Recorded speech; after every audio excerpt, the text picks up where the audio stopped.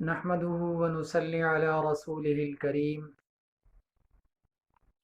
أما بعد فإن خير الحديث كتاب الله وخير الهدي هدي محمد صلى الله عليه وسلم وشر الأمور محدثاتها وكل محدثة بدعة وكل بدعة ضلالة وكل ضلالة في النار صدق اللہ العظیم۔ میرے واجب الاحترام دوستو، بھائیو، بزرگو، السلام علیکم ورحمۃ اللہ وبرکاتہ۔ پیارے دوستو، آج ایک نیا وظیفہ لے کر آپ حضرات کی خدمت میں حاضر ہوا ہوں۔ واجب الاحترام دوستو، بھائیو، اللہ تبارک و تعالیٰ سے امید کرتا ہوں کہ آپ حضرات جہاں بھی ہوں گے خیر خیریت سے ہوں گے، اور اللہ تبارک و تعالیٰ سے دعا کرتا ہوں کہ اللہ تبارک و تعالیٰ میرے تمام مسلمان بہن بھائیوں کو اپنی حفظ و امان میں رکھے۔ پیارے دوستو، آپ تمام حضرات جانتے ہیں کہ ماہ رجب چل رہا ہے۔ ماہ رجب کا آج پہلا جمعہ ہے۔ آج کا جو وظیفہ ہے، ماہ رجب میں جتنا جمعے آئیں گے، جتنا جمعۃ المبارک آئیں گے، تو ان سارے ہی جمعۃ المبارک میں اس وظیفے کو کرنا ہے۔ جیسے کہ آج پہلا جمعہ ہے، آج سے شروع کرنا ہے، پھر اگلے جمعہ پر کرنا ہے۔ اسی طرح جتنا بھی جمعۃ المبارک آئیں گے تو آپ نے اس وظیفے کو کرنا ہے اور اللہ تبارک و تعالیٰ سے اپنے لیے جائز حاجات مانگنی ہے۔ پیارے دوستو، وظیفہ کی جو ترتیب ہے وہ آپ حضرات کے سامنے پیش کرتا ہوں۔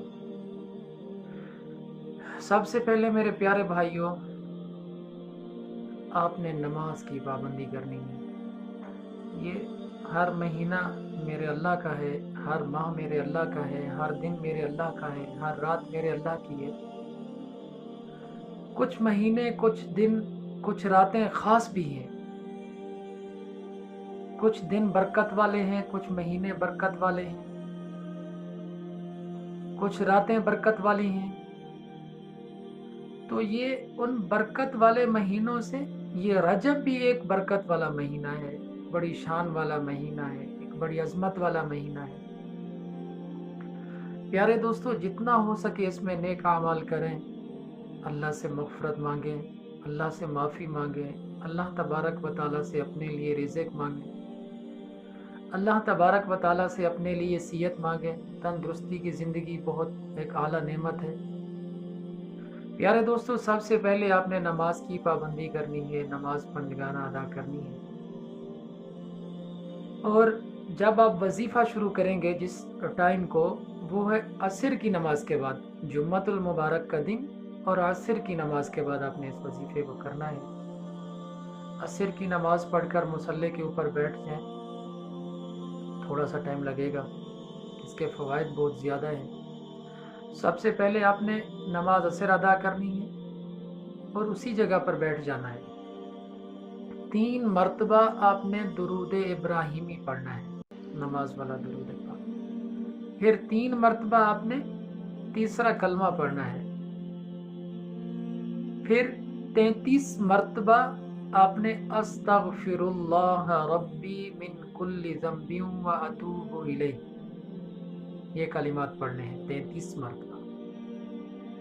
اس کے بعد پھر آپ نے 33 مرتبہ پڑھنا ہے لا الہ الا انت سبحانک انی کنت من الظالمین، یہ آیات کریمہ پڑھنا ہے۔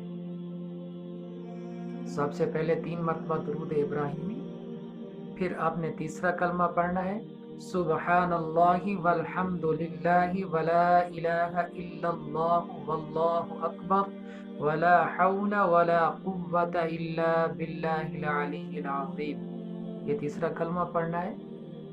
پھر 33 مرتبہ آپ نے یہ کلمات پڑھنا ہے अस्तगफिरुल्लाह रब्बी मिन कुल्लि ज़ंबिन व अतूबु इलैह। ये कलिमात पढ़ने। आखिर में फिर 33 मरतबा आपने ला इलाहा इल्ला अंता सुब्हानका इन्नी कुन्तु मिनज़ ज़ालिमीन 33 मरतबा ये आयत करीमा पढ़ना है।